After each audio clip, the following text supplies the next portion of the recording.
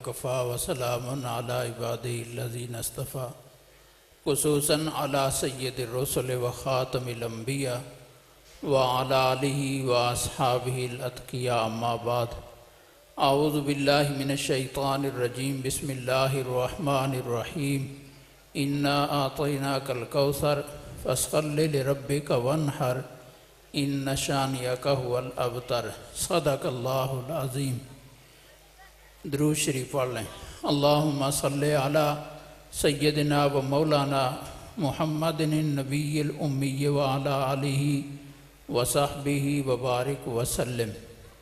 ایک تو یہ جو بچوں کی آج دستار بندی ہوئی ہے، یہ پیچھے آ جائیں، یہ بچے یہاں آ جائیں، اللہ آپ کو جزائے خیر دے، یہاں آ جائیں، ادھر لائن بنا کے بیٹھ جائیں اور مجمع سے زیارت کرنا آسان ہو جائے۔ اور دوسری گزارش کروں گا تصویر والے حضرات سے کہ اس کو روک دیں، یہ ایک گناہ ہے اور نحوست ہے۔ جلسے میں بیٹھ کر بھی تصویر بنانے والے جلسے میں شریک نہیں ہیں۔ گناہ کی نحوست یہ نقد نحوست ہے، یعنی اب تک کیا کارروائی ہوئی ہے، جو ساتھی تصویر بنانے پر لگے ہوئے ہیں وہ نہیں بتا سکیں گے کہ مولوی صاحب کیا کہہ گئے۔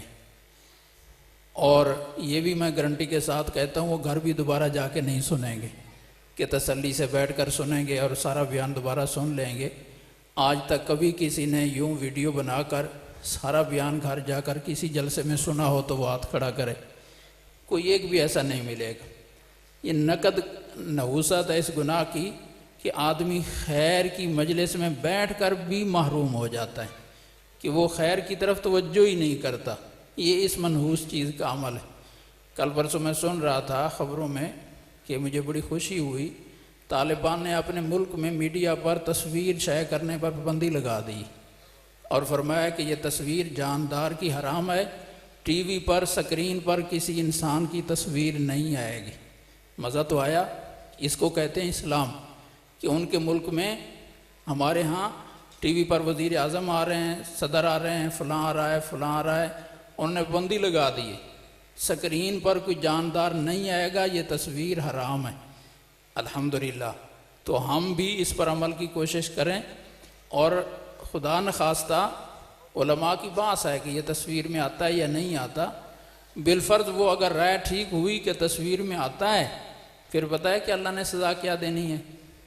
سزا یہ دینی ہے کہ جنت میں جانا ہے نا، تو جتنی تصویریں بنائی ہیں ان ساری تصویروں میں پہلے روح پھونک کہ ان کو زندہ بندہ بنا، پھر تجھے جنت میں جانے دوں گا، نہیں تو جنت میں نہیں جا۔ یہ صحیح حدیث سنا رہا ہوں۔ کون ہے جو تصویر کو روح پھونک کے زندہ بندہ بنا دے اللہ کے سامنے اور جنت میں جا سکے؟ اتنی سخت وعید آئی، اس لیے کوئی فرض نہیں ہے ہمارے اوپر، واجب نہیں ہے، اور رسک بہت بڑا لے رہے ہیں آپ، بہت بڑا رسک لے رہے ہیں۔ خدا نخواستہ اگر یہ تصویر ہوئی تو پھر اس پر جو عذاب آئے ہیں، اللہ کی پناہ، اللہ کی پناہ۔ ایک حدیث میں آتا ہے کہ حساب کتاب بعد میں شروع ہوگا، ایک گردن نکلے گی کرین کی طرح دوزخ سے، اور وہ پورے مجمع میں سے چن چن کر دوزخ میں ڈالتی جائے گی، چن چن کر دوزخ۔ حساب کتاب بعد میں شروع ہوگا، ان کو پہلے چن چن کر۔ یہ کون ہے؟ یہ دنیا میں تصویریں بناتے تھے، تصویریں بنانے والوں کو چن چن کر دوزخ۔ میں عرض کر رہا ہوں کہ علماء کی دونوں رائے ہیں، تصویر ہے کہ نہیں ہے، تصویر حرام ہے، اس میں کوئی شک نہیں ہے۔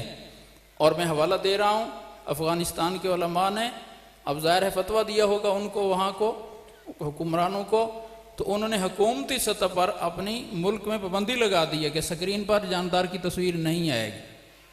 اور ہمارے وفاق نے بھی چند سال پہلے بڑا سختی سے وفاق کے اجلاس میں اعلان کیا تھا کہ یہ تصویر ہے۔ اب مفتی تقی عثمانی صاحب دام برکاتہم کے فتوے کو عام طور پر ہم جواز بناتے ہیں۔ کب دیکھا آپ نے کہ مفتی صاحب اپنی کوئی ویڈیو بنوا رہے ہیں؟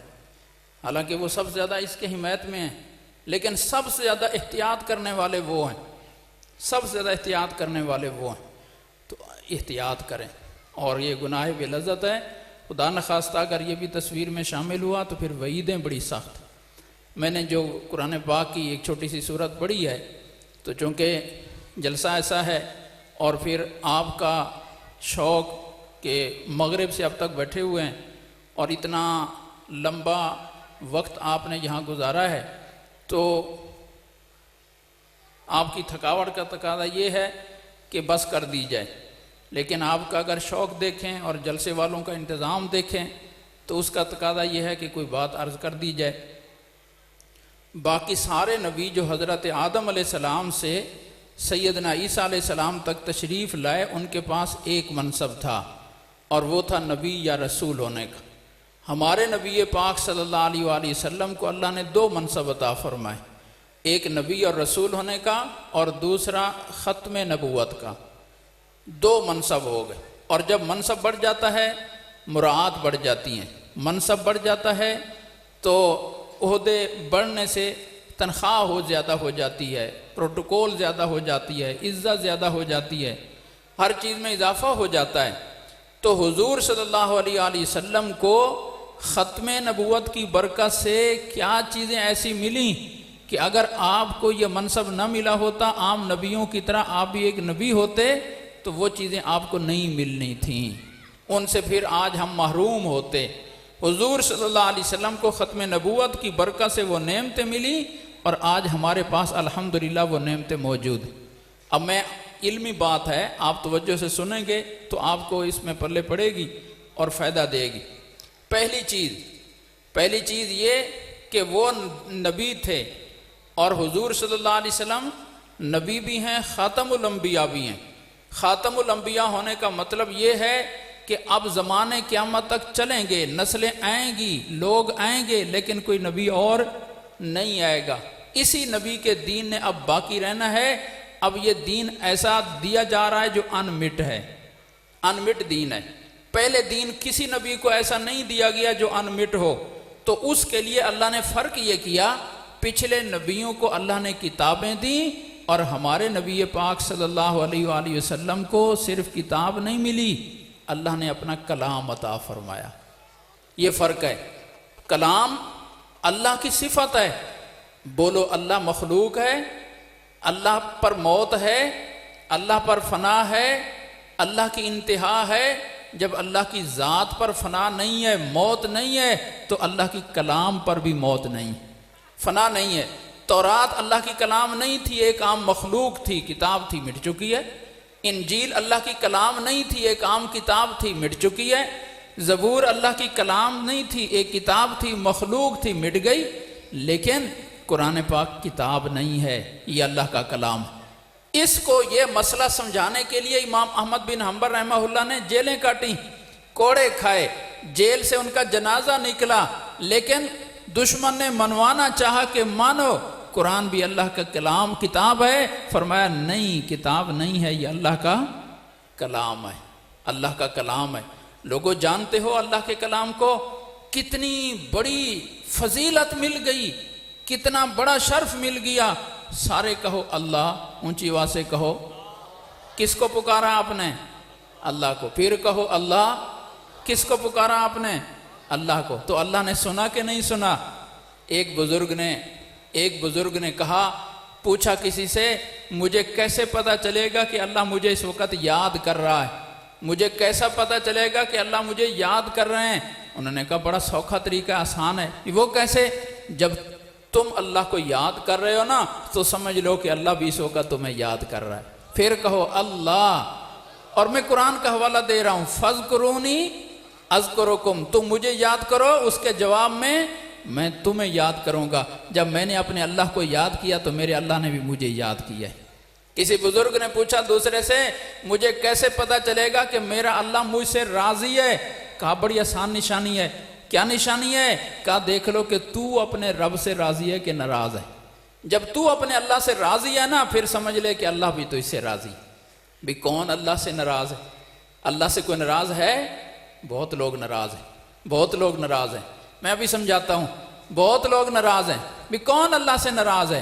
اللہ سے ناراض یوں ہیں، ہاں بھی کیسی زندگی گزر رہی ہے؟ بڑا اوکھا ہوں جی، حالات بڑے ٹائٹ ہیں جی، بڑی تکلیفوں میں وقت گزار رہا ہوں۔ اب بتاؤ حالات کون ڈالتا ہے؟ حالات کون ڈالتا ہے؟ اللہ۔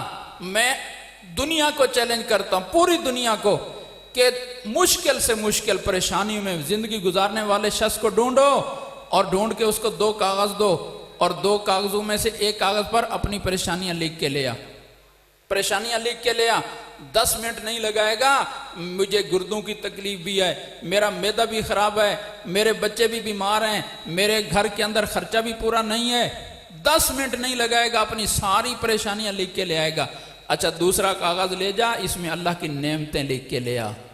ہے کوئی مائی کا لال جو اللہ کی نعمتیں لکھ کے لے آ سکے؟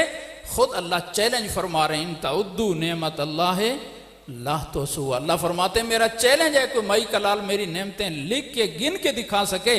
نعمتیں اتنی کہ گنتی سے باہر، اور پریشانیاں اتنی کہ تو نے 10 منٹ نہیں لگایا اور ایک ہی سانس میں ساری پریشانیاں گنوا لی، لیکن جہاں بیٹھتا ہے نعمتوں کا ذکر ہی کوئی نہیں ہے اور ساری تکلیفوں کا ذکر ہے۔ بڑا اوکھا ہوں جی، بڑی تنگی میں ہیں جی، بڑی پریشانی میں جی، بیماریوں میں ہیں جی، یہ ہو گیا وہ ہو گیا۔ اب بتاؤ یہ شخص اللہ سے راضی ہے کہ ناراض ہے؟ یہ شخص اللہ سے ناراض ہے۔ اللہ سے راضی وہ ہے جو ہر جگہ بیٹھ کر اپنے رب کی تعریفیں ہی کرے، میرے رب نے تو مجھے بڑا نوازا ہوا ہے، میرے رب نے تو مجھے بہت کچھ دیا ہوا ہے، ورنہ میری تو اوقات کیا تھی۔ ایک بزرگ بیٹھے ہیں مسجد میں بیٹھے ہیں اور غریب ہیں، اتنے غریب ہیں کہ جوتا خریدنے کے پیسے نہیں ہیں۔ رونا آ گیا، یا اللہ کون سا گناہ کر بیٹھا، اتنا غریب کر دیا مجھے، میں ننگے پاؤں پھر رہا ہوں اور میرا جوتا تک نہیں ہے، یا اللہ کون سی غلطی ہوگی۔ جیسے انسان ہے شکوہ میں آ جاتا ہے، اور اللہ تھا سمجھانے کا انداز، اللہ تو کو طریقے آتے ہیں۔ باہر نکلا تو مسجد کے دروازے پر دیکھتا ہے ایک فقیر بیٹھا ہے مانگنے والا، اور اس کے سرے سے پاؤں ہی نہیں ہے، اس کے سرے سے پاؤں ہی نہیں ہے۔ فوراً معافی مانگی، ہاتھ جوڑے، وہیں کھڑا ہو گیا، یا اللہ میں شکوہ کر بیٹھا تیرا کہ مجھے غریب بنایا کہ میرا جوتا نہیں ہے، یا اللہ شکر ہے کہ جوتا نہیں ہے، پاؤں تو ہوں، جدھر دل چاہتا ہے دوڑ پڑتا ہوں، اس بیچارے کو تو نے پاؤں ہی نہیں دیے، تو اگر مجھے چاہتا تو مجھے بھی ایسا بنا سکتا تھا، مجھے بھی ایسا بنا سکتا تھا۔ اب دیکھو پہلے غربت پر شکوہ آیا، اب شکر آیا کہ نہیں آیا؟ اب شکر آیا۔ جب اللہ کی نعمتوں کی طرف نظر گئی تو اللہ راضی ہے یا ناراض؟ دیکھنا ہو تو دیکھ لو کہ تم اللہ سے راضی ہو کہ ناراض۔ اگر تم اللہ سے راضی ہو تو سمجھو کہ بھی اللہ بھی تم سے راضی ہے۔ بات سے بات یاد آ گئی، پیر میر علی شاہ سے رحمۃ اللہ علیہ کا مجھے کسی نے واقعہ سنایا کہ حضرت کے پاس کوئی ملنے کے لیے گیا، مرید نہیں تھا، ویسے بزرگ سمجھ کر چلا گیا، تو حضرت کوئی نصیحت فرما دیں، نصیحت فرما دیں۔ حضرت نے فرمایا بھی اللہ کو افضل جانو، آپ بھی زبان سے کہہ دیں۔ کیا نصیحت فرمائی؟ اللہ کو افضل جانو۔ بھی کون اللہ کو افضل نہیں مانتا جانتا؟ عجیب نصیحت کر دی بزرگوں نے، میرے ایمان پر کوئی شک ہے؟ خیر گزر گیا وقت، چپ ہو گئے۔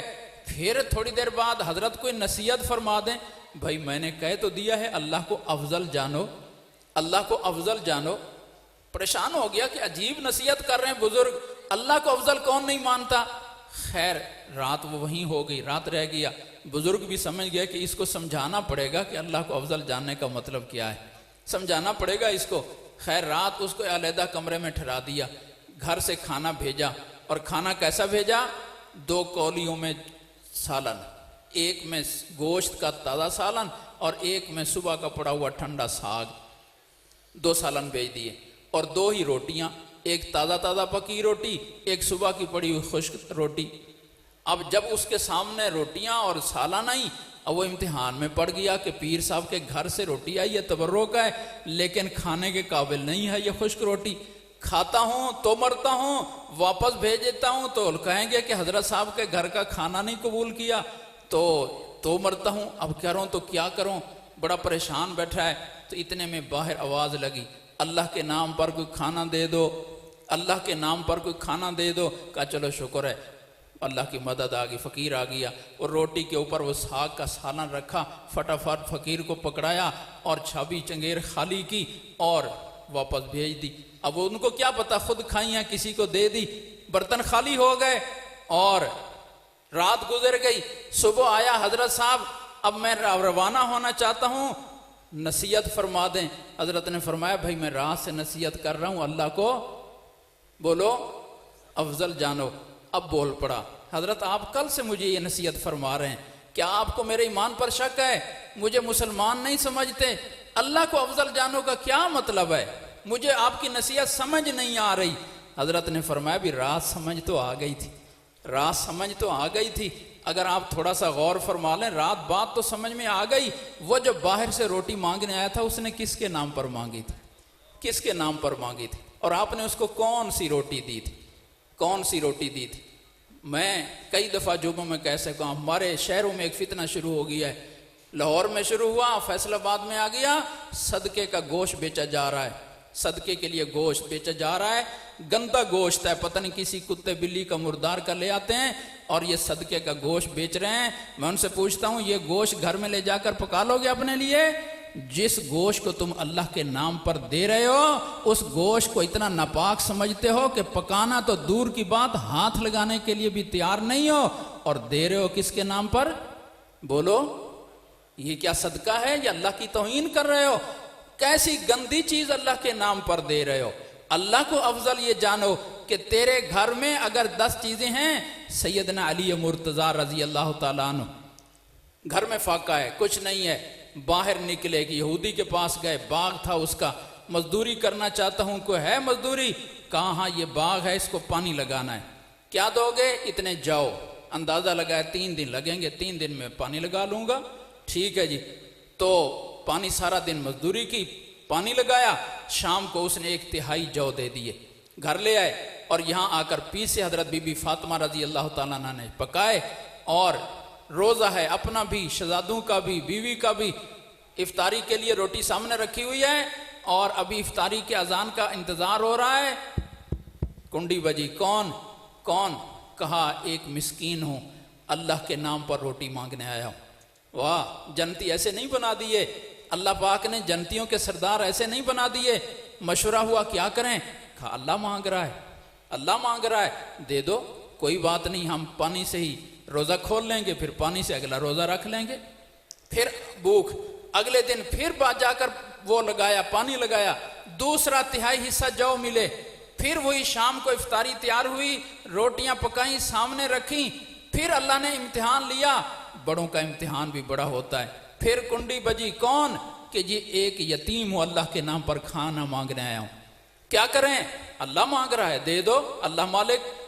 پانی سے افطار، پانی سے پھر سحری، پھر آگے تیسرے دن پھر مزدوری کی، تہائی ملا اور جاؤ، وہ شام کو پکائے، اور پھر وہی ہوا، شام کو افطاری کے لیے رکھے، پھر اللہ نے بندہ بھیج دیا، کون؟ ایک قیدی ہوں، اللہ کے نام پر مانگنے آیا ہوں، کھانا مانگنے آیا ہوں۔ تیسرے دن اس کو وہ روٹی دے دی، اب 3 دن کے فاقے پر بس ہو گئی اپنی بھی، بچوں کی۔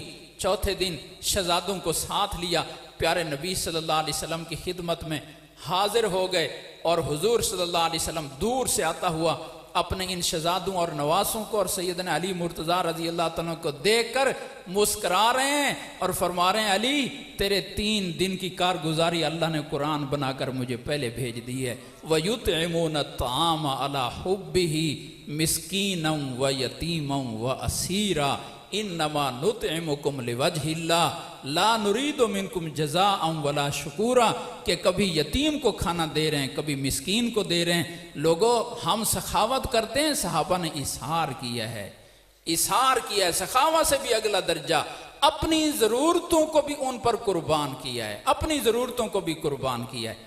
یہ صحابہ کرام کا جذبہ تھا۔ تو خیر، میں عرض یہ کر رہا تھا، بات یہاں سے میں نے شروع کی کہ قرآن کلام اللہ ہے، اور کلام اللہ کی کتنی بڑی عظمت ہے۔ پیارے نبی صلی اللہ علیہ وسلم کے تبرکات آپ نے سنے، آپ نے جانے کتنی بابرکت ہیں۔ حضور صلی اللہ علیہ وآلہ وسلم کی ذات گرامی سے جس چیز کا واسطہ پڑ گیا وہ کتنی مقدس اور مبارک ہو گئی۔ بخاری شریف میں آ رہا ہے، حضرت ام سلمہ رضی اللہ تعالیٰ عنہ کے پاس پیارے نبی صلی اللہ علیہ وسلم کے چند بال مبارک تھے، سنبھال کے رکھے ہوئے تھے اماں جی نے۔ مدینے میں کوئی بھی بچہ بوڑھا بیمار ہوتا، پانی کا ایک گلاس دیتے، اماں جی کو کہو اس میں وہ گلاس میں بال مبارک ڈال دیں، مریض کو پلائیں گے۔ وہ مبارک بال اس پانی میں گھما دیتی، مریض کو پلاتے، مریض شفا یاب ہو جاتا۔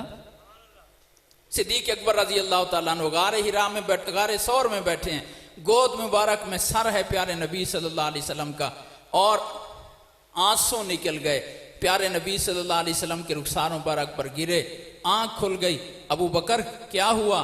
گھبرا گئے ہو، ڈر گئے ہو، گھر یاد آ رہا ہے؟ کہا نہیں یا رسول اللہ کچھ بھی نہیں ہے، پاؤں پر کسی موذی چیز نے کاٹ لیا ہے، درد ہو رہا ہے، درد ہو رہا ہے۔ ٹانگ ہلانا نہ ہلانا تو میرے اختیار میں تھا، درد روکنا تو اختیار میں نہیں تھا، اس لیے میں نے ٹانگ تو نہیں ہلائی، درد ہو رہا ہے، تکلیف ہو رہی ہے، اچھا میرے پاس لے آؤ، لعاب مبارک لگایا، اور جو ہی لعاب مبارک لگا پتہ ہی نہیں تھا کہ درد کس جگہ تھا اور کدھر گیا ہے۔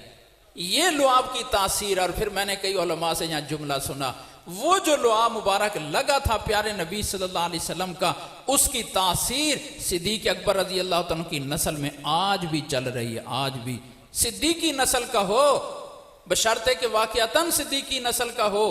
آج کل لوگوں نے بھی وہ سیل لگا لی ہے، کوئی فاروقی ہے، کوئی صدیقی ہے، کوئی عثمانی ہے، حالانکہ اصل میں کوئی ارائی ہے، کوئی جٹ ہے، کوئی کچھ ہے، اور کوئی ارائی سید بنا ہوا ہے، کوئی صدیقی بنا ہوا ہے، کوئی فاروقی بنا ہوا ہے۔ اللہ کے بندو یہ تو نسب ہیں، اس سے تو نسلیں تبدیل ہو جاتی ہیں۔ خیر واقعتاً صدیقی و نسل ہو اور وہ دم بھی نہ کرے، صرف لعاب لگا دے سانپ کے ڈسے ہوئے کو، انشاءاللہ اس کی تکلیف دور ہو جائے گی۔ اللہ نے یہ تاثیر رکھی۔ سیدنا خالد بن ولید رضی اللہ تعالیٰ جنگ کر رہے ہیں، اور جنگ میں ٹوپی گری اور دشمن کی صفوں کے سامنے جا پڑی، بڑی تیزی کے ساتھ وہ ٹوپی اٹھائی اور سر پہ رکھی۔ کسی نے کہا حضرت آپ بڑے امام ہیں فن جنگ کے، ٹوپی کتنی مالیت کی ہوگی؟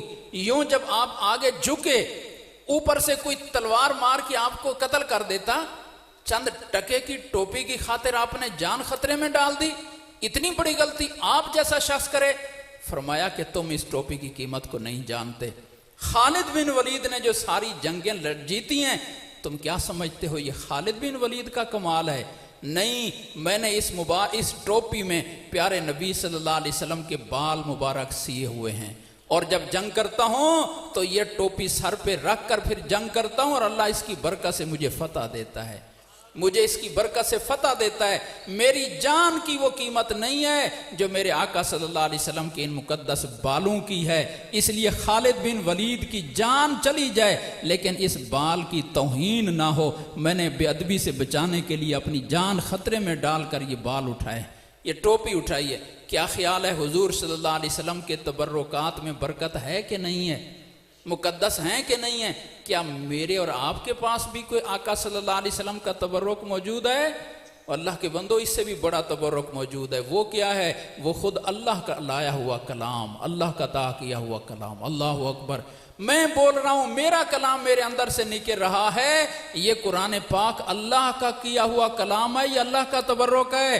پھر جبرائیل علیہ السلام کے ذریعے سے آیا، پھر حضور صلی اللہ علیہ وسلم کے قلب اطہر پر آ کر زبان مبارک سے ادا ہوا، تو یہ رسول اللہ صلی اللہ علیہ وسلم کا تبرک کائنات جب سے بنی اور جب تک ہے، اس سے بڑا تبرک نہ کوئی تھا، نہ ہے، نہ ہوگا۔ جتنا بڑا مبارک تبرک اللہ نے قرآن کی صورت میں مسلمانوں ہمیں عطا فرمایا، ہمیں عطا فرمایا۔ اتنی بڑی سعادت اللہ نے اپنا پاک کلام ہی دے دیا۔ میں نے شروع میں بات کی تھی، آپ نے کہا پھر کہہ لو اللہ اللہ، ہم نے کہا نا اللہ، تو اللہ نے سنا اور اللہ نے جواب بھی دیا کہ نہیں دیا؟ ہم نے وہ جواب سنا، بولو اللہ نے، ہم بولے اللہ نے سنا، اللہ نے جواب دیا، لیکن ہم نے نہیں سنا۔ ایک نبی تھے حضرت سیدنا موسیٰ علیہ السلام، وہ کوہ طور پر جاتے تھے، اللہ سے کلام کرتے تھے، یہ بولتے اللہ سنتے تھے، اللہ بولتے تھے موسیٰ علیہ السلام سنتے تھے۔ ان کا لقب کیا پڑ گیا؟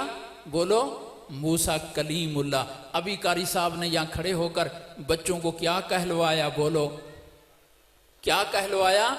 کلام اللہ شریف۔ کیا کہلوایا؟ کلام اللہ شریف۔ تو آپ سب نے کلام اللہ سنا کہ نہیں سنا؟ تو پھر آپ کلیم اللہ نہیں بنے؟ جس نے کلام اللہ سن لیا، اگر قرآن کے کلام اللہ ہونے میں شک ہے تو ایمان نہیں ہے۔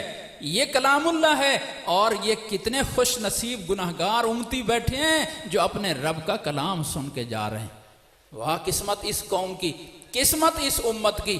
ختم نبوت کی برکت سے اللہ نے آپ کو، مجھے، ہر وہاں نبیوں میں صرف ایک نبی ہے جو کلیم اللہ ہے، اللہ کا کلام سن رہا تھا، یا ہر گناہگار مسلمان کلیم اللہ کا کلام سن رہا۔ کتنا بڑا اعزاز بخش۔ اور پھر یہ ایسے نہیں ہے، اس پر اجر دیکھیں، ثواب دیکھیں۔ اب یہ قاری صاحب نے، اب میں آپ کو کہتا ہوں الحمد، الف لام ہا میم دال، کتنے حرف ہو گئے؟ بولو الف لام ہا میم دال، کتنے حرف ہو گئے؟ 5۔ لفظ ایک ہے الحمد، لیکن حرف کتنے ہو گئے؟ 5 ہو گئے۔ تو ہر لفظ پر نہیں، ہر حرف پر 50 نیکیاں ملی۔ تو الحمد پر کتنی نیکیاں ملی جب عام تلاوت ہوئی؟ اور اگر یہی تلاوت نماز میں ہو تو ایک حرف پر 100 نیکی کا ثواب ہے۔ تو الحمد پڑھنے پر کتنی نیکیاں مل گئیں؟ بولو 500۔ اور یہاں 50 نیکیاں مل گئیں۔ خوش نصیب یہ بچے جن کے بچے بیٹھے ہیں، آج گھر کو جا کر آپ کیلکولیٹر لے کے بیٹھ جانا، بچے کو کہنا بیٹا آپ نے 3 سال لگائے ہیں، اور اندازہ لگاؤ مجھے روزانہ آپ کتنا قرآن پاک کے صفحے پڑھتے تھے اور ہر صفحے کو کتنے پھیرے دیتے تھے۔ ابا جی میں 8 لائنیں روزانہ سبق کی لیتا تھا، چلو 16 لائنوں کی ایک صفحہ ہوتا ہے 13 لائنوں کا، اور یہ 8 لائنیں اس نے لی ہیں اور اس کو کتنے پھیرے دیتا تھا؟ ابا جی میرا حافظہ کمزور تھا، 15-20 پھیرے دے کے مجھے جا کے یاد ہو جاتا تھا۔ کوئی بات نہیں، 15 پھیرے دیے ان 8 سطروں کو۔ اب ایک ایک آپ لفظ گنیں، پھر لفظوں کے حرف بنائیں، پھر کیلکولیٹر کریں۔ اس بچے نے جو ان 3 سالوں میں قرآن پاک پڑھا، اللہ کی قسم کیلکولیٹر جواب دے جائے گا، اس کی گنتی آگے نکل جائے گی۔ اتنی نیکیاں اس بچے نے اپنے کھاتے میں جمع کی، اتنی نیکیاں اس نے اپنے ابے کے کھاتے میں جمع کی، اتنی نیکیاں اس نے اپنی اماں کے کھاتے میں جمع کی، اتنی نیکیاں اس نے اپنے استاد اور معاون کے کھاتے میں جمع کی، جو گنتی سے بھی زیادہ ہیں، گنتی سے بھی زیادہ ہیں۔ ایک دن کا، صرف ایک دن کا حساب کیا کرو کبھی بیٹھنے کے لیے، اور بڑے فخر سے کہتے ہیں نا یہ ماشاءاللہ میرا بیٹا 6ٹھی میں پڑھ رہا ہے، 8ویں میں پڑھ رہا ہے، یہ مسجد جاتا ہے، یہ قرآن پاک پڑھتا ہے۔ شرمندہ ہو کر بتاتے ہیں، کبھی اپنے دونوں بچوں کو بٹھا لو، قرآن پڑھنے والوں کا بھی، سکول پڑھنے والے کا بھی، خرچہ وہ تمہارا کروا رہا ہے، یہ کچھ نہیں لیتا، لیکن دونوں کو کہو بیٹا آج میرے لیے کیا کمائی کر کے لائے ہو، دونوں مجھے حساب دو۔ اس بیٹے کو کہو بیٹا صبح سے اب تک کیا پڑھا، کتنا قرآن پاک پڑھا؟ ابا جی میں نے 8 سطریں پڑھی ہیں اور مجھے یاد نہیں ہوتی، 20-30 پھیرے دیے ہیں۔ تو ان 8 سطروں کو 20-30 سے ضرب دو، اللہ کی قسم پاکستان کا قرضہ اتنا نہیں ہے جتنا ایک دن کا یہ بچہ آپ کو شام کو نیکیاں جمع کرا کے جا رہا ہے۔ اب اس 6ٹھی اور 8ویں پڑھنے والے کو پوچھو تو نے میرے اتنے پیسے خرچ کروا دیے، تو میرے لیے کیا جمع کر کے لایا؟ وہ 100 دفعہ کہے کتا بلی کتا بلی کتا بلی، بتاؤ کیا آپ کو نیکیاں ملی؟ کچھ ضائع تو کرا کے جائے گا، کچھ آپ کو دے کے نہیں جائے گا، دے کے نہیں جائے گا۔ مجھے کسی نے خواب سنایا، کسی کی وفات ہو گئی اور کسی نے خواب میں دیکھا قبرستان میں گیا اور مردے ہیں کچھ چن رہے ہیں، ایک مردہ ایک طرف بیٹھا ہے۔ یہ خواب دیکھنے والا پوچھتا ہے تو کیا چن رہے ہیں؟ کہا جو مسلمان عام مسلمانوں کے لیے ثواب بخش دیتے ہیں تو وہ یہ ثواب چن رہے ہیں، تو کیوں نہیں چنتا؟ کہا میرا بیٹا حافظ قرآن ہے، وہ روزانہ ایک قرآن پڑھ کے مجھے بخش دیتا ہے، میں امیر ہوں، مجھے ضرورت نہیں۔ کیا کرتا ہے تیرا بیٹا؟ کہا کریانہ کی دکان کرتا ہے، فلاں بازار میں اس کی دکان ہے، دکان بھی کرتا ہے ساتھ ساتھ قرآن بھی پڑھتا ہے۔ نیند کھلی، اس دکان میں گیا تو واقعی دیکھا ایک نوجوان باشرہ چیزیں بھی بیچ رہا ہے اور اس کی زبان بھی ہل رہی ہے۔ اس سے پوچھا حافظ ہو؟ جی حافظ ہوں۔ قرآن پڑھ رہے ہو؟ جی قرآن پڑھ رہا ہوں۔ کتنا روزانہ پڑھ لیتا ہے؟ الحمدللہ صبح شروع کرتا ہوں، رات تک ختم کر لیتا ہوں، شام تک ختم کر لیتا ہوں۔ واہ خوش نصیب ہے اس کا ابا، موجیں کر رہا ہے قبر میں۔ کچھ عرصے کے بعد پھر وہی خواب دیکھتا ہے، آج وہ بابا جی بھی دوسروں کے ساتھ وہ چیزیں چن رہے ہیں۔ پوچھا بابا جی اب کیا ہوا؟ اس دن تو بڑا امیر تھا، آج تو بھی مسلمانوں کے ساتھ چن رہا ہے۔ کہتا ہے کہ اب میرا وہ حافظ بیٹا بھی اللہ کو پیارا ہو گیا، اب مجھے کوئی بخشنے والا نہیں رہا، اس لیے آج میں بھی مسلمانوں کی طرح، عام مسلمانوں کی طرح محتاج ہو گیا ہوں۔ اگلے دن پھر گیا اس بازار میں اور لوگوں سے پوچھا کہ یہاں ایک حافظ صاحب دکان کیا کرتے تھے، کدھر گئے ہیں؟ کہا وہ فوت ہو گئے، وہ اللہ کو پیارے ہو گئے۔ لوگوں کس کس نے نہیں مرنا ہاتھ کھڑا کرو، کس نے نہیں مرنا؟ کوئی ہے ایسا؟ واہ کسی نے مجھے سنایا کہ ایک سیٹھ آیا مدرسے میں، قاری صاحب کو کہتا ہے قاری صاحب کچھ طالب علم بھیج دو، میرے ابے کو واش کرنا ہے۔ بہت انگریزی پڑھ گیا نا، واش کرنا ہے، سمجھ گئے ہو؟ میرا ابا مر گیا، اس کو واش کرنا ہے۔ بچے ہنسنے لگ گئے، قاری صاحب سمجھ گئے کہ بچے کا قصور نہیں ہے، قصور اس بابے کا جس نے اس بیچارے کو پڑھایا ہی یہی ہے۔ چند نوجوان بھیج دیے، جاؤ گھر لے گیا، ایک کمرہ دوسرا کمرہ، آگے آ جاؤ آگے آ جاؤ، بھی کمرے میں ابا مرا ہوا نظر ہی نہیں آ رہا۔ لیٹرین میں گیا تو وہاں گرا پڑا ہے، یہ پڑا ہے، اس کو اٹھا کے لے جاؤ۔ اور جب ان کو لے آ رہا تھا نا، راستے میں بازار سے گزرا، گاڑی کھڑی کی، کہتے ہیں پیکنگ کا سامان بھی لے لیں، کفن لے لیں، پیکنگ کا سامان بھی لے لیں۔ ایمانداری سے بتاؤ، یہ اس بیٹے کا قصور ہے کہ اس مرنے والے بابے کا قصور ہے؟ بابے کا قصور ہے۔ حضرت عمر رضی اللہ عنہ کے پاس ایک بابا آیا، حضرت میرے بیٹے نے مجھے سوٹا مار دیا۔ بیٹے نے، عمر کا دور ہو، بیٹا سوٹا مار دے، مانتا نہیں ہوں میں، کہا مارا ہے مجھے، سچ کہہ رہا ہوں۔ اچھا لے آؤ بیٹے کو، لے آؤ بیٹے کو لے آیا۔ یہ تیرا باپ ہے؟ جی حضرت میرا باپ ہے۔ سوٹا مارا اس کو؟ کہا جی حضرت مارا ہے۔ ظالم کہیں گا باپ کو سوٹا مارتے ہیں، باپ کو سوٹا مارتے ہیں؟ کہا حضرت میں سمجھتا ہوں، میں جانتا ہوں کہ میں بیٹا ہوں اور باپ کے بڑے حقوق ہیں بیٹے پر، لیکن کیا بیٹے کا بھی کوئی حق ہے کہ نہیں ہے باپ پر؟ بیٹے کا بھی کوئی حق ہے کہ نہیں ہے کہ اللہ اس سے باپ سے بھی سوال کرے گا؟ کہا بیٹے کے بھی حق ہیں، اولاد کے بھی حق ہیں۔ پہلا حق کیا ہے؟ پہلا حق یہ ہے کہ اس کا نام اچھا رکھے۔ تو آپ ان سے پوچھیں میرے باپ نے میرا نام کیا رکھا؟ جویل میرا نام رکھ دیا۔ جویل کا معنی گندگی کا کیڑا ہوتا ہے۔ اس نے پہلا میرا حق یہ ادا کیا، ایسا نہ گندا نام رکھا۔ دوسرا حق کیا ہے؟ کہ مجھے تعلیم دیتا، دین پڑھاتا، مجھے قرآن و حدیث کی تعلیم پڑھاتا۔ اس میں بڑا ہوا، اس نے مجھے سوٹی پکڑا دی اور کہا جانور چراؤ۔ اب میں نے بچپن سے اب تک ایک ہی بات سیکھی ہے، جانور چراتا ہوں، سوٹا ہاتھ میں ہوتا ہے، جو جانور نہیں مانتا اس کو سوٹا مار دیتا ہوں، جو بات نہیں مانتا اس کو سوٹا مار دیتا ہوں۔ تو وہی سیکھا تھا میں نے، آج وہی باپ پر چلایا۔ میں نے باپ کو بات کہی، اس نے نہیں مانی، میں نے سوٹا چلا دیا۔ تو یہ میں نے باپ کا سیکھا ہوا سبق سنایا ہے، باپ کا سیکھا ہوا سبق سنایا۔ لوگوں آج یہ اپنے ابے کو یہ تحفہ دے رہا ہے، اس کو اٹھا کے لے جاؤ، اس کو پیک بھی کرو، اس کو واش بھی کرو، اس کو قبر بھی دفنا دو۔ اللہ کی قسم کھا کر کہہ رہا ہوں، بڑے شہروں میں آج یہی ہو رہا ہے۔ بیٹے کے پاس نہ غسل میں شریک ہونے کا وقت ہے، نہ جنازے میں شریک ہونے کا وقت ہے۔ ورنہ خوش نصیب ہیں وہ لوگ کہ جب ان کی موت آتی ہے، ایک بیٹا ادھر بیٹھا قرآن سورہ یاسین پڑھ رہا ہوتا ہے، ایک بیٹا ادھر سورۃ یاسین پڑھ رہا ہوتا ہے، ایک بیٹا ادھر پڑھ رہا ہوتا ہے۔ گزشتہ رمضان میں میرا جانا ہوا اپنے حضرت خاقوانی صاحب دام برکاتہم کی، وہاں ملتان میں 83-84 سال عمر ہو گئی، ابھی مصلی خود سناتے ہیں۔ تو اپنا پوتا حضرت کا سامنے تھا، قرآن سن رہا تھا، تو تراویحوں کے بعد فرمایا میرے 3 پوتے حافظ بن چکے ہیں، اب خواہش یہ ہے کہ اللہ ایک اور پوتا بھی حافظ بنا دے، جب میرا جنازہ اٹھے تو میرے 4 پائیوں کو میرے 4 حافظوں نے کندھا دیا ہوا۔ واہ مسلمانوں، شان تو یہ ہے۔ کس نے نہیں مرنا؟ کیوں نہیں اپنے پیچھے یہ صدقہ جاریہ چھوڑتے؟ اور تیری قبر پر تیرا بیٹا آ کر روزانہ سورۃ یاسین پڑھ جایا کرے، اس دن تجھے پتہ چلے گا کہ امیر کون تھا اور غریب کون تھا۔ میں نے اپنے بیٹے کو کروڑ پتی بنایا، لیکن اس کی جائیداد نے مجھے کیا فائدہ دیا ہے؟ مجھے کیا فائدہ دیا ہے؟ تو میں بات یہ عرض کر رہا تھا کہ اللہ نے ہمیں کلام اللہ عطا فرمایا، یہ کس کی برکت ہے؟ ختم نبوت کی برکت ہے۔ اور اللہ نے اپنا کلام نہ پہلے کسی کو دیا، نہ ہمارے بعد کسی کو ملے گا۔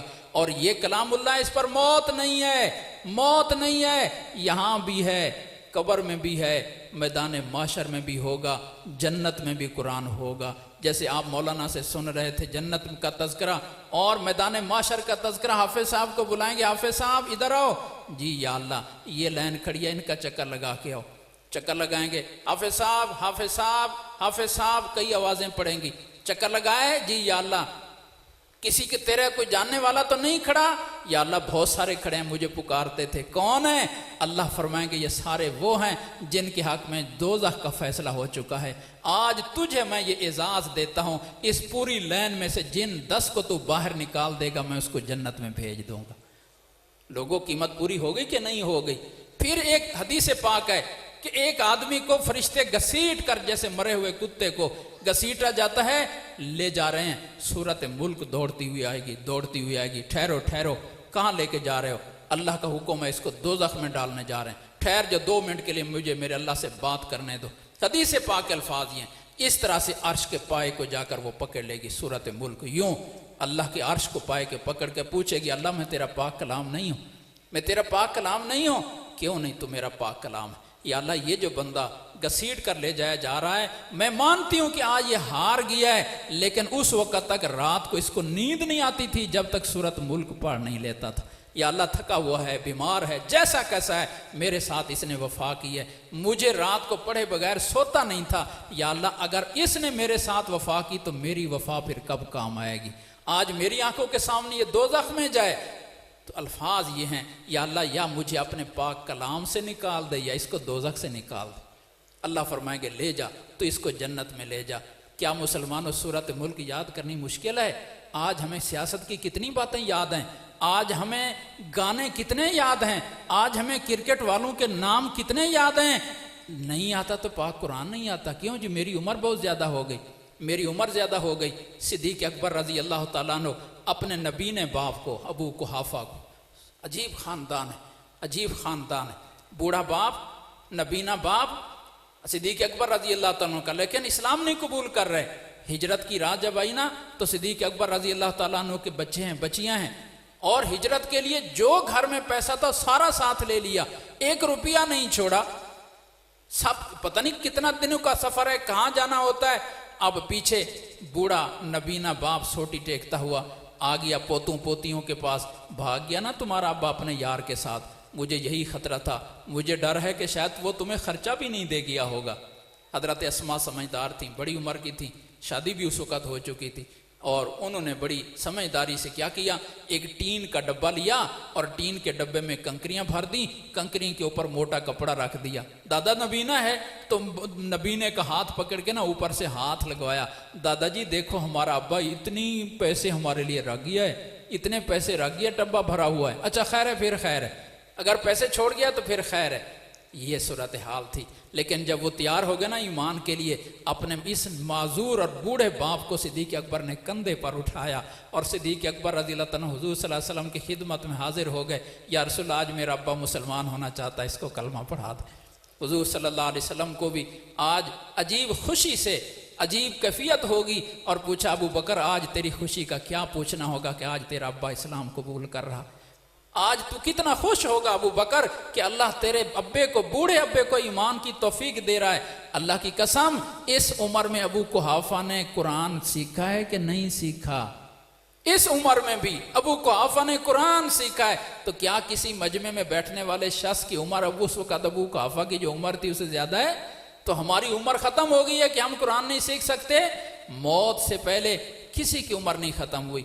ہمارے استاد تھے شیخ نذیر صاحب رحمۃ اللہ علیہ، خود اپنا واقعہ سناتے تھے، کہتے تھے کہ ہمارے ایک عزیز خاتون تھی، بوڑھی، معذور ہوگی چلنے پھرنے سے، میں نے کہا ماں بیٹھی تو رہتی ہے قرآن ہی پڑھتی رہا کر، کہا بوڑھا بیٹا میں تو پڑھی ہوئی نہیں ہوں، بڑھاپے کی عقل ہے، ویسے ہی کچھ نہیں یاد رہتا۔ میں نے کہا تو پڑھنا شروع کر دے، باقی اللہ مالک۔ بات سمجھ میں آ گئی، تکیے پر قرآن رکھ لیتی، سارا دن بیٹھی ہوئی ہے، کوئی بچی گزرتی، ادھر آؤ ادھر آؤ مجھے قرآن کا کوئی حرف بتا دو، وہ بتاتی، تھوڑی دیر کے لیے اس کو کہا، پھر بھول گیا، پھر کوئی آئی، پھر اسے لفظ پوچھ لیا، پھر تھوڑی دیر دہرایا، پھر بھول گیا، قرآن اس کو آیا نہیں، لیکن چھوڑا بھی نہیں، اس نے چھوڑا بھی نہیں۔ کہتے ہیں پھر جب موت آئی تو کہتے ہیں بڑی قابل رشک موت آئی اس مائی کو قرآن کی برکت سے۔ کہتے ہیں جب اس آخری دن آیا تو اس نے تیاری کی، کپڑے بدلے، غسل کیا جیسے آج اس نے شادی پہ جانا ہو، اور سارے گھر والوں کو اکٹھا کیا، اور بڑے آرام سے چارپائی پر لیٹی، اور لیٹ کر اوپر دیکھا، اور کہتی ہے دیکھو وہ بی بی فاطمہ مجھے لینے آئی ہوئی ہیں، میں ان کے ساتھ جا رہی ہوں، بی بی فاطمہ مجھے لینے آئی ہوئی ہیں، میں جا رہی ہوں۔ بس یہ کہا اور روح پرواز کر گئی۔ عورتوں کی جنت میں سردار کون ہوں گی؟ بولو، بی بی فاطمہ رضی اللہ تعالیٰ عنہ، وہ آج خود ان کو لینے کے لیے آ رہی ہیں۔ یہ کس کا اعزاز ہے؟ یہ قرآن پاک کا اعزاز ہے۔ لوگو قرآن کی قدر کرو، قرآن کی قدر کرو، قرآن کی قدر کرو، اور قرآن کی قدر، قرآن کہاں ملے گا؟ ان کے سینوں میں ملے گا۔ اگر اس کی آپ قدر کر رہے ہیں اس بچے کی، تو اس بچے کی قدر نہیں ہے، حقیقت میں اس کے دل کے قرآن کی قدر ہے، اس کے قرآن کی قدر ہو رہی ہے۔ اللہ نے اس کے سینے کو قرآن کا مخزن بنایا ہے، مخزن بنا۔ ہمارا ایک بچہ تھا وہاں پڑھتا تھا ایک شاخ میں، فیصل آباد میں ہمارے جامعہ کی، وہ اس کا ماموں کا بیٹا یا ماموں اس کو صبح صبح چھوڑنے آ رہا ہے، موٹر سائیکل پر، خالی سڑک تھی، وہ موٹر سائیکل میں جیسے بچوں کو شوق ہوتا ہے، ٹائر اوپر اٹھا لیا، وہ گر گئے، بچہ بے ہوش ہو گیا۔ بچہ بے ہوش ہو گیا تو آئے 11 22 والے، ان کو اٹھایا، سوئی چبوئی، بے ہوش تھا وہ۔ اب اس نے شاید یہ سمجھا ہوگا کہ قاری صاحب کہہ رہے ہیں بیٹا پڑھو، اس کو جو تکلیف ہوئی تو بے ہوش ہے، آنکھیں نہیں کھولی، لیکن قرآن پڑھنا شروع کر دی۔ تھوڑی دیر قرآن پڑھا، پھر اللہ وہ چپ ہو گیا، پھر اسپتال لے گئے۔ اب ڈاکٹروں نے بھی یہ چیک کرنے کے لیے کہ زندہ ہے کہ فوت ہو گیا، اس کو سوئی چبوئی، جب سوئی چبوئی پھر اس نے قرآن پڑھا، بس 2 دفعہ قرآن پڑھا، پھر اللہ کو پیارا ہو گیا۔ موت تو سب کو آنی ہے، اللہ ایسی موت دے کہ ہم سوئے ہوئے بھی قرآن پڑھ رہے ہوں اور بے ہوش ہونے میں بھی قرآن پڑھ رہے ہوں، اللہ ایسی موت ہمیں عطا فرما دے۔ یہ قرآن ہے، یہ قرآن ہے، اور یہ اللہ کی اتنی بڑی نعمت ہے جو ختم نبوت کی برکت سے ہمیں ملی ہے، اس کی قدر کر لو۔ یہ قرآن بے وفا نہیں ہے، یہ قرآن بے وفا نہیں ہے، یہ تیری دنیا سنوار دے گا، تیری قبر کو سنوار دے گا۔ اب مرنے والا مر رہا ہے تو کیا کرتے ہیں، اس کی کوٹھیاں اس کو دکھاؤ، اس کے مربے دکھاؤ، چلو جاتے جاتے دکھا دے، یہی کرتے ہیں؟ نہیں، کہتے ہیں قاری صاحب کو بلاؤ، اس کی زندگی کا آخری لمحات ہیں، تو سورۃ یاسین سنتے سنتے اللہ کو پیارا بھی۔ اللہ جب پوچھے گا میرا بندہ کیا کر رہا تھا جب میں نے تجھے بلایا، تیری روح اپنے قبض کی، اللہ تیرا قرآن سن رہا تھا، کہہ سکے گا نا یا اللہ تیرا قرآن سنتا تیرے پاس آیا، اچھا بہت اچھا بہت اچھا۔ اب رو رہے ہیں، بے ہوش ہو رہے ہیں اس کی جدائی پر، لیکن کیا ہے کسی کو پیشکش کریں کہ چلو ایک رات تو اس کے ساتھ سو جا، پیپ لگا دیتے ہیں، پکھا لگا دیتے ہیں، ہوا آتی جاتی رہے، صبح تجھے نکال لیں گے۔ کرتا ہے کوئی جرت؟ تو بولو، میت کے ساتھ سونے کی کوئی ہمت کرے گا؟ ایک مولوی صاحب کہتے ہیں میرے ابا جی نا نماز نہیں پڑھتے تھے، اب باپ ہے، بیٹا عالم ہے، باپ بے نمازی ہے، کیسے سختی کروں؟ تو اللہ کا کرنا یہ ہوا، میرے والد صاحب کا کوئی دوست فوت ہو گیا، اس کے جنازے میں چلے گئے، جنازہ پڑھ کے قبرستان چلے گئے دفن کرنے کے لیے۔ قبر بنی ہوئی ہے، کچھ لوگ کہتے ہیں جی قبر چھوٹی ہے، حاجی صاحب کا قد لمبا ہے، کوئی کہتے ہیں پورا ہے، جیسے ہوتی ہے۔ میرے والد صاحب ساتھ کھڑے تھے، کہتے ہیں ان کا قد جو ہے نا ان کے برابر تھا، ان کو لٹا کے دیکھ لو، یہ پورے آتے ہیں تو حاجی صاحب بھی پورے آ جائیں گے، آپ ذرا لیٹ کے دیکھیں۔ وہ کہتے ہیں والد صاحب لیٹے، جو ہی لیٹے تو نقشہ گھوم گیا، اچھا یہ قبر ہے، یہ قبر ہے، اس میں میں نے آنا ہے۔ نماز تو نماز، اس دن کے بعد سے اس کی تہجد بھی قضا نہیں ہوتی، اس کی تہجد بھی قضا نہیں ہوتی کہ میں نے اس قبر میں آ کر جواب دینا ہے، اس قبر میں آ کر اللہ کے سامنے پیشی ہونی ہے اور سوالوں کے جواب دینے ہیں، اس قبر کے ساتھ میرا واسطہ پڑھنا ہے۔ تو قبر بند کر دو، ایک مٹھی مجھے بھی ریت کی ڈالنے دو، میرا بڑا دوست تھا، پانی مجھے چھڑکنے دو، پھول مجھے ڈالنے دو۔ کوئی سونے کے لیے تیار ہے؟ قاری صاحب جلدی کرو، جلدی چلیں۔ لیکن میت کیا کہتے ہیں؟ میت زبان حال سے کہتا ہے اب مجھے میرے رب کے حوالے کر کے جا رہے ہو۔ کوئی بھی ایسا نہیں ہے چلو اندر تو نہیں، باہر ہی بیٹھ جائے 1 2 دن کے لیے، اتنی بھی قربانی کوئی دینے کے لیے تیار نہیں ہے۔ میرے اوپر احسان کرتے جاؤ، میری قبر روشن ہو جائے گی۔ قرآن کا سورۃ بقرہ کا پہلا رکوع ادھر، آخری رکوع ادھر کھڑے ہو کر قاری صاحب پڑھ دے۔ واہ، میں ایک حدیث پاک پڑھ رہا تھا، مجھے بڑا شوق ہوا کہ اللہ مجھے بھی ان صورتوں کا حافظ بنا دے کہ جب کچھ لوگ ایسے آئیں گے، سورۃ بقرہ اور سورۃ آل عمران نے ان کو میدان معاشر میں بڑے عجیب پروٹوکول کے ساتھ لے آیا جا رہا ہوگا، جیسے میرے اوپر چھت کے اوپر یہ چھپر سا بنا ہوا ہے نورانی، اس طرح سے ایک سورۃ بقرہ اور سورۃ آل عمران کے یوں نورانی چھپروں میں ان کو لایا جا رہا ہوگا میدان معاشر میں، سایہ کیے ہوئے ہوں گے۔ اور یہ کون لوگ ہوں گے؟ جو ان صورتوں کی کثرت کے ساتھ دنیا میں تلاوت کرتے ہوں گے، آج اس شان کے ساتھ وہ میدان معاشر میں آ رہے ہوں گے۔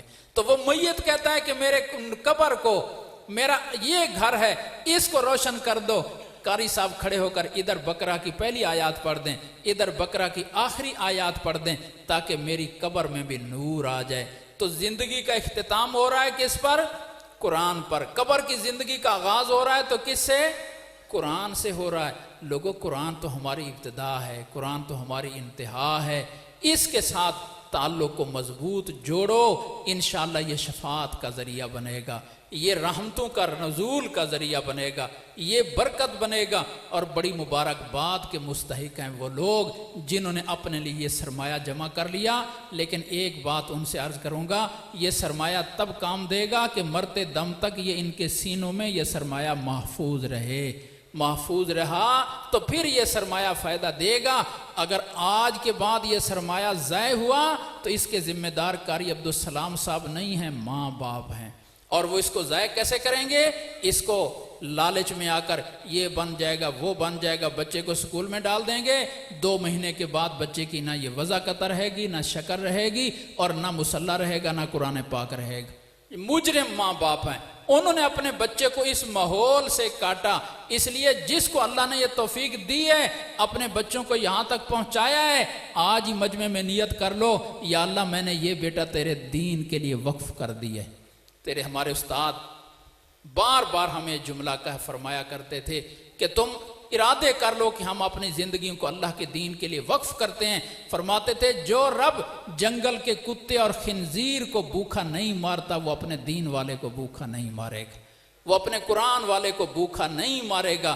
اللہ روزی دے گا، اور انشاءاللہ دنیا سے اچھی دے گا، عزت والی دے گا، سہولت والی دے گا. اس لیے ان بچوں کے والدین سے گزارش کرتا ہوں، اور جن کے بچے ابھی پڑھ رہے ہیں ان سے گزارش کرتا ہوں، صرف حافظ بنانے کی نیت نہ کرو. آج کے بعد قرآن کو یاد کرنا مستحب ہے، اور یاد کرنے کے بعد یاد رکھنا واجب ہے.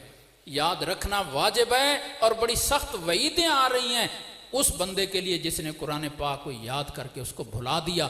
فرمایا جب وہ قیامت میں کھڑا ہوگا، ایسا بندہ جو قرآن پڑھ کر بھول گیا تھا، جیسے کتے کو خارش ہوئی ہوتی ہے اور اس کے پورے بال گل چکے ہوتے ہیں، قرآن بھلا دینے والا میدان معاشر میں اس طرح کھڑا ہوگا.